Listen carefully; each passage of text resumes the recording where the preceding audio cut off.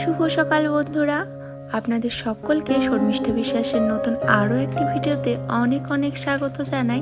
কেমন আছেন সবাই? আশা করি সবাই খুব ভালো আছেন, আর আমরাও কিন্তু অনেক অনেক ভালো আছি। গত দুদিন ধরে কোনো রকমের কিন্তু ভিডিও শ্যুট করে উঠতে পারিনি, যার কারণে আপনাদের সাথেও কোনো রকম ভিডিও শেয়ার করতেও পারি। কারণ হচ্ছে আগের দিন ছিল বরমশাইয়ের বার্থডে, আর তার আগের দিন ওই যে ছেলেকে নিয়ে এতটাই ব্যস্ত ছিলাম যে কোনো রকমের কোনো ভিডিও শ্যুট করতে পারিনি, আর কোনো রকমের ভিডিও ছাড়তে পারি। এই যে অনেকদিন পর প্রায় দুদিন পর আজকে একটু সময় হয়েছে। আজকে অনেকটা সকাল সকালে উঠতেও পেরেছিলাম, যার কারণে কিন্তু মোটামুটিভাবে শেয়ার করার চেষ্টা করব পুরো দিনটায় আপনাদের সাথে কি করছি না করছি সেগুলো। আজকে মোটামুটি প্রায় ধরুন ওই যে 6টা নাগাদই উঠে পড়েছি। তারপর এই যে গরম গরম একটু চা, আর এই যে বর নিয়ে এসেছিল ব্রেড, সেটাকে কিন্তু গরম করে খেয়ে নিলাম। আর ওই যে চায়ের কাপ, তারপরে বাসনপত্রগুলো কিন্তু সবগুলোই বেসিনে রেখে দিলাম। তারপরেই কিন্তু রান্নাটা বসিয়ে দিচ্ছি, এদিকে ভাত বসিয়ে দিলাম। সমস্ত কিছুই কিন্তু এই ছোট ছেলে নিয়ে কিন্তু একদম তাড়াতাড়ি করতে হয়। ছোট বাচ্চা আছে বলে কিন্তু সব কিছুই তাড়াতাড়ি উঠে আগে সকাল সকালই সেরে নিই, ছেলে ওঠার আগে সমস্ত কাজ সেরে ফেলার চেষ্টা করি। আর আমার কাছে সব থেকে বড় কাজ বলে মনে হয় রান্নাটাকে। যদি রান্নাটা আমি সব থেকে আগে করে ফেলতে পারি, তাহলে কিন্তু আমার কাছে সমস্ত কাজ মনে হয় যেন কমপ্লিট হয়ে গেছে। আর সেই কারণেই কিন্তু আমি রান্নাটা সবার প্রথমে বসিয়ে দিই, তারপরে কিন্তু বাকি কাজগুলো সারি। ওদিকে কিন্তু ভাতটা বসিয়ে দিয়ে আসলাম, তারপরে কিন্তু এদিকে আমি ঘরে চলে আসলাম। যেহেতু এটাকে এখন বসার ঘর হিসাবে ধরে রেখেছি, কারণ পাশের ঘরটা একটু বেশি ঠান্ডা বলে এখন কিন্তু আমরা ওই পাশের ঘরটাতেই শুয়ে থাকি। দুপুরবেলাতে ওই ঘরটাতে কিন্তু প্রচণ্ড গরম থাকে বলে এই ঘরটাতে আর শুই না, তো পাশের ঘরটাতেও কিন্তু রাত্রিতেও শুয়ে থাকা হয়। আর ছেলে কিন্তু ওই পাশের ঘরটাতেই শুয়েছিল, সেই কারণে কিন্তু ওই ঘরটা যেটুকু এলোমেলো হয়েছিল সেটাই কিন্তু ঠিকঠাক করলাম একটু। তারপরে কিন্তু ছেলে ওঠার পরে পরের ঘরটাকেও আমি একটু ক্লিন করে নেব।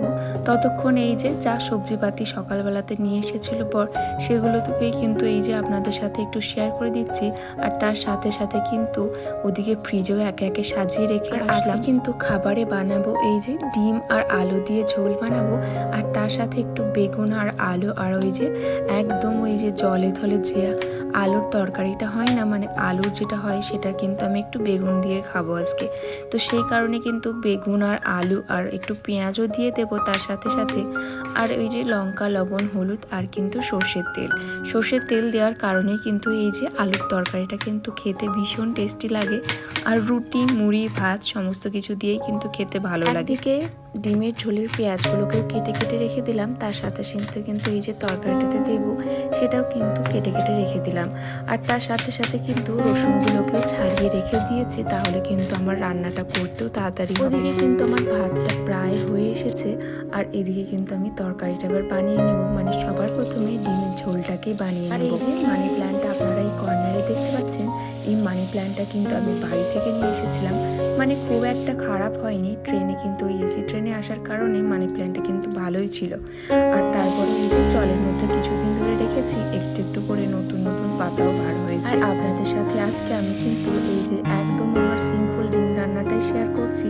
আর আজকে আপনাদের সাথে কিন্তু আগের দিন বরের যে বার্থডে সেলিব্রেশন করেছিলাম তারই কিছু কিছু ভিডিও নিয়ে রেখেছি, সেগুলোই আপনাদের সাথে শেয়ার করব। আর আগের দিনকে অনেকটাই ব্যস্ত ছিলাম, একদিকে তো এই যে বরের বার্থডে সেলিব্রেশনের জন্য বিভিন্ন রকমের রান্না বান্না, সেগুলো কিছুই ভিডিও করে উঠতে পারিনি। আর তার সাথে সাথে কিন্তু অন্য গেস্টরাও আসতে চলেছিল, সেই কারণে কিন্তু কোনো রকমের রান্না বান্না কিংবা কিছুই শেয়ার করতে পারলাম না আপনাদের সাথে। তো মোটামুটি এই যে রাতের একটু সেলিব্রেশন, আমরা তিনজনে মিলে রাতের মোটামুটি একটু সেলিব্রেশন, আর ওই বরকে একটু কিছু কিছু রান্না বান্না করে দিয়েছিলাম, সেগুলোই আপনাদের সাথে আজকে শেয়ার করে উঠতে পারলাম। সকলকে একটু রিকোয়েস্ট করব, ভিডিওটি ভালো লাগলে অবশ্যই একটি লাইক করে দিয়ে যাবেন আর পাশে থাকবেন।